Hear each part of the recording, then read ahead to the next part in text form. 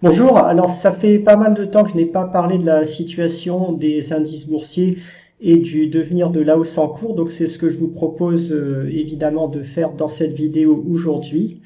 Donc si on fait le point sur les indicateurs de sentiment, ce qu'on voit c'est qu'on a eu de nouveau sur le PCR 5 jours, alors c'était il y a 3 ou 4 jours à peu près, un nouveau pic, donc un pic d'excès d'optimisme qui a été enregistré sur des valeurs très basses. On était en dessous de 0,4 sur le PCR 5 jours.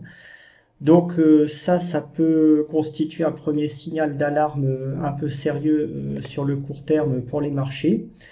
Euh, Au niveau donc, du Nova Ursa Ratio de Market Harmonics, on est aussi pour l'instant en situation d'excès d'optimisme assez marqué, même si c'est moins marqué que les pics qu'on a eu précédemment depuis la fin de l'année 2019. Et au niveau du VIX, par contre, vous voyez là, donc sur le graphique, on n'a pas encore de signal d'alerte qui est bien défini. On est encore en zone neutre. Il y a juste les bandes Bollinger de l'indicateur qui commencent à bien se resserrer. Donc on est à peu près un petit peu dans le même genre de position qu'on était par exemple vers le 19-20 avril avant le déclenchement d'une petite correction. Mais bon, pour que ça se resserre complètement et que l'indicateur passe en situation d'excès d'optimisme, je dirais qu'il faudrait encore entre 4 et 6 séances dans le contexte actuel avant d'avoir un signal marqué. Alors c'est pas du tout forcé que l'indicateur touche l'excès d'optimisme avant qu'on ait le déclenchement d'une correction significative.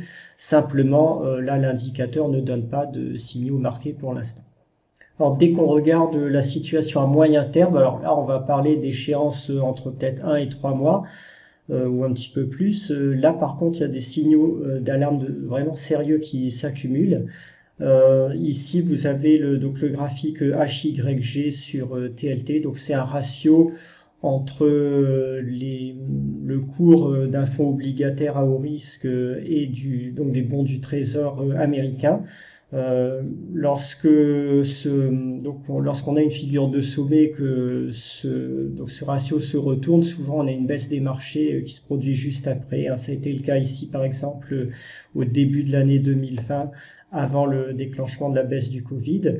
Et ça peut arriver que le retournement se fasse en même temps, comme ça a été le cas ici, à la fin de l'année 2018. Donc là, on a une figure de sommet qui se construit sur l'indicateur, qui indique potentiellement qu'un retournement des marchés est à attendre pour les mois qui viennent. Ce qu'on voit aussi, c'est qu'il y a pas mal d'indices spéculatifs qui se sont retournés ces derniers mois. Ici, vous avez le graphique, un indice de toutes les valeurs énergie renouvelable, donc ce qui était super à la mode, l'hydrogène, le solaire, etc., qui avait fait une énorme bulle parabolique après la crise du Covid. On était quand même passé de 50 à 280. La hausse parabolique a été cassée à partir de la mi-février, donc vous voyez que là, ça c'est en train de bien se retourner à la baisse. Le Bitcoin a lâché lui aussi assez récemment, à partir du mois d'avril. Là aussi, un fin de hausse parabolique, cassure de tendance. Donc on voit que les secteurs les plus spéculatifs de la cote commencent à souffrir d'un retrait des liquidités. Euh, Au niveau des valeurs technologiques, donc Nasdaq 100 ici, il n'y a pas encore de retournement franc, mais enfin la tendance est en train de s'affaiblir de plus en plus. On voit que la hausse est de moins en moins dynamique, il y a des divergences baissières qui se construisent sur le RSI qui sont bien visibles ici. Et plus récemment, on voit que là aussi l'euro, face au dollar, commence à construire une figure de sommet, figure de retournement. On voit que là il y a un double sommet avec le deuxième sommet qui est plus bas que le précédent. Et ça aussi, bon, c'est pas bon signe pour la hausse des marchés parce que c'est une hausse significative des marchés liée à un excès de liquidité et quasiment toujours associée à une hausse de l'euro. Alors là, ça commence à faire pas mal d'indicateurs quand même qui donnent des signaux d'alarme sur le moyen terme. Si on regarde des ratios, des indicateurs de sentiment de moyen terme, vous voyez que le ratio Bulwer d'Investors Intelligence ici accumule les excès d'optimisme depuis le début de l'année 2021. On était encore à 3, donc au 15 juin à 3,32. Ce sont des valeurs qui sont tout à fait élevées et compatibles là aussi avec un retournement des marchés. Alors je vous montre pour finir ce tour d'horizon des indicateurs. Là, vous avez donc un indicateur qui porte sur l'activité économique en Chine, City Economic Surprise Index, qui se retourne de façon de plus en plus significative à la baisse depuis 2021. Et sur l'activité manufacturière aux États-Unis, là aussi, on a quelque chose qui commence beaucoup à ressembler à une figure de sommet. C'est tout à fait normal, hein. On a eu les chèques Covid qui ont été distribués en mars. Depuis, leur effet commence à s'essouffler de plus en plus et le boost sur l'activité manufacturière et les ventes au détail commence à s'essouffler aux États-Unis. Et ici, je vous propose le graphique des ventes de poids lourds aux États-Unis. Alors, c'est un indicateur qui est assez intéressant parce qu'il annonce de façon assez fiable un grand nombre de récessions depuis plusieurs décennies lorsque on passe au-dessus de 500 000 unités vendues.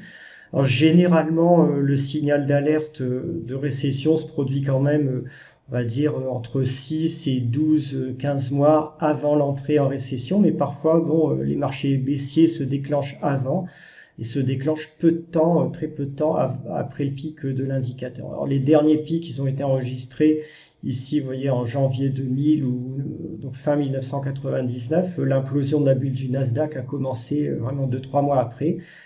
Pour 2006-2007, c'était moins clair. Le pic de l'indicateur a été enregistré en juillet-août 2006 et il a fallu attendre à peu près un an avant que les marchés commencent à se retourner à la baisse. Il a donné un bon signal pour la crise du Covid. Donc il avait atteint son pic, on va dire à l'automne 2019 ou fin d'été 2019 ou de septembre. Et vous voyez que le retournement a suivi 7-8 mois après. Et donc là, ce qui se passe, c'est qu'on est revenu sur cet indicateur dans la zone d'alarme et que ça peut donc là aussi annoncer un retournement des marchés et du cycle économique. Alors le timing de cet indicateur est assez difficile à interpréter en ce moment parce qu'il était perturbé par la crise du Covid et les plans de relance qui ont suivi. Moi, mon interprétation, c'est que si on n'avait pas eu cette crise du Covid, en fait, on aurait eu le déclenchement du marché baissier que j'attendais fin 2019, quand j'en parlais un petit peu à l'époque, on aurait eu le déclenchement de ce marché baissier sans doute au second semestre 2020. Et la crise du Covid a bouleversé un petit peu ce timing, donc elle a provoqué un marché baissier anticipé, un rebond artificiel anticipé, mais enfin on peut considérer que ces deux pics, donc de août 2019 et le pic actuel, constituent en fait un même signal qui était juste perturbé par le signal Covid début 2020. Et qu'à ce moment-là, ça serait tout à fait compatible avec un retournement rapide à la baisse des marchés parce que le vrai signal a commencé quand même en août 2019. Alors le principal problème qui va se poser dans les mois qui viennent sur les marchés, ça va être un assèchement progressif des injections de liquidités des autorités, donc de la part des États et des autorités financières, liées à l'amélioration de la situation sur l'épidémie de Covid. Alors c'est paradoxal évidemment de dire ça, on pourrait se dire les économies sont en train de rouvrir donc ça va aller mieux, c'est vrai, mais on est dans un contexte, faut pas l'oublier, qui est complètement artificiel, dans lequel la hausse des marchés a été provoquée depuis mars 2020 entièrement par des injections de liquidités massives de la part des États-Unis, de l'Europe, d'autres pays. Ces injections étaient provoquées par des vagues de Covid et par les fermetures d'activités. Là, visiblement, je pense en tout cas que c'est en train de prendre fin.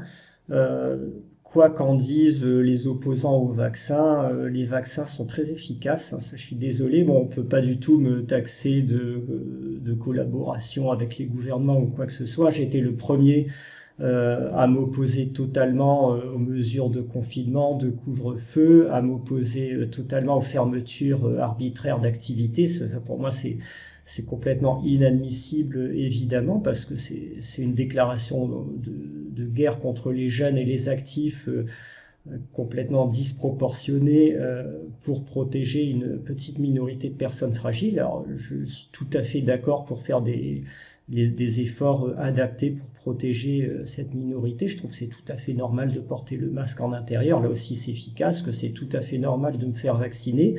J'ai déjà eu mes 2 doses de Pfizer, hein, entre parenthèses, aucun souci, évidemment. Donc ça, il n'y avait pas de souci avec ça, mais les confinements, les couvre-feux, ce genre de mesures-là, les vraies restrictions de liberté essentielle, ça jamais. D'ailleurs, j'ai absolument pas collaboré avec ces mesures, hein. J'ai trouvé toutes les stratégies de contournement, y compris sirettes entre guillemets adaptées aux circonstances pour les contourner. Ça, il n'y a pas de souci. Mais le vaccin, comme je vous le disais, on a maintenant plein d'études scientifiques, hein. J'ai une formation scientifique tout à fait sérieuse à AgroParisTech. J'ai regardé toutes les études sur le sujet. Ces vaccins sont efficaces, ils sont sans grand danger. Bon, on voit très bien ici sur ce graphique aux États-Unis, hein, on a un nombre de nouveaux cas qui est en forte baisse. On est à 12 000 cas alors qu'on était à plus de 100 000 au début de l'année 2021.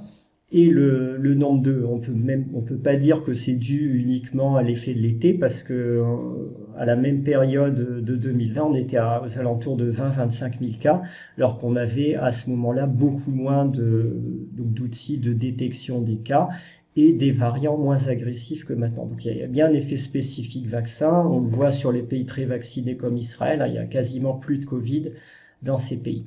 Donc c'est tout à fait envisageable que dans les mois qui viennent, on ait de moins en moins de Covid, au moins dans les pays fortement vaccinés, c'est-à-dire Europe de l'Ouest, USA et la plupart des pays développés, et que du coup les liquidités s'assèchent. Et ça, je pense que les marchés risquent de ne pas aimer, parce qu'ils sont complètement drogués aux liquidités en ce moment.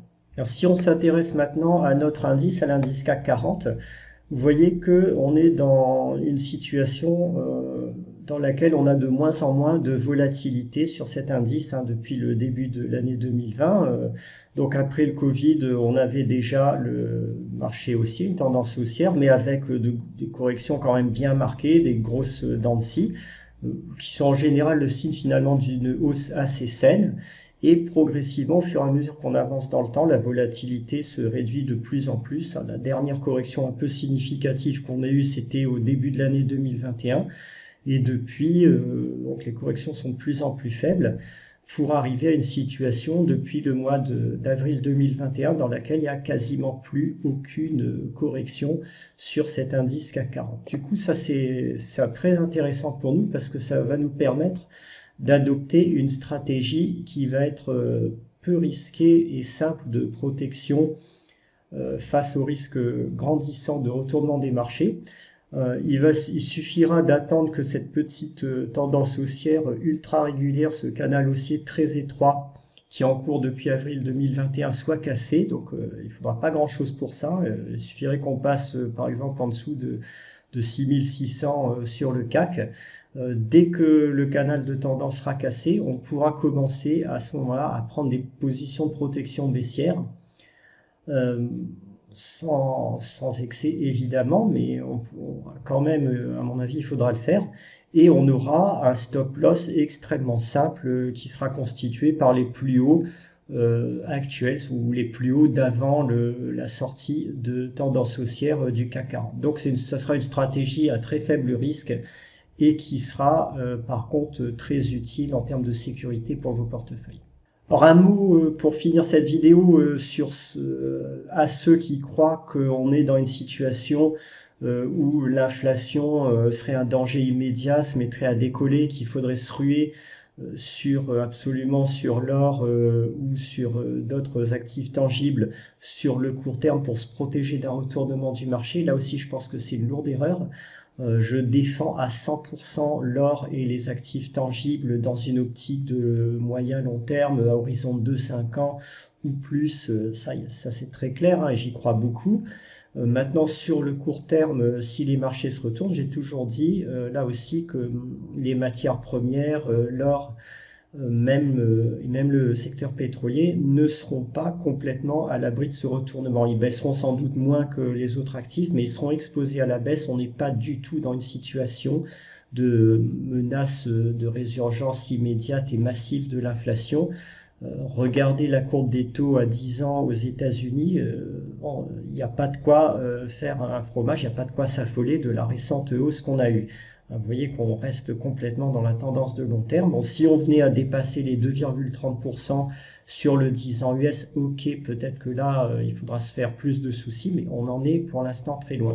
Ce qui s'est passé il y a 2 ou 3 jours après les déclarations de la Fed est assez typique de ce qui risquerait d'arriver en cas de correction. Il a suffi de quelques mots de la part de la Fed sur l'éventualité de hausse de taux en 2020, de petites hausses de taux en 2022 ou 2023. Bon, c'est des choses complètement dérisoires quand on y pense pour mettre une énorme claque à l'euro. Vous voyez ce que l'euro a pris comme baisse en seulement 2 séances ici. C'est la même chose sur l'indice des mines d'or et sur l'or. On va regarder ça tout de suite. Vous voyez ici ce qui se passe sur le HUI index après les déclarations de la Fed. Donc on est passé de 300 à 278 sur l'indice des mines d'or. Donc voilà, il ne faut pas du tout mépriser le dollar sur le court moyen terme, sur les 1 ou 2 ans à venir en tant qu'actif refuge dans une première phase de baisse du marché.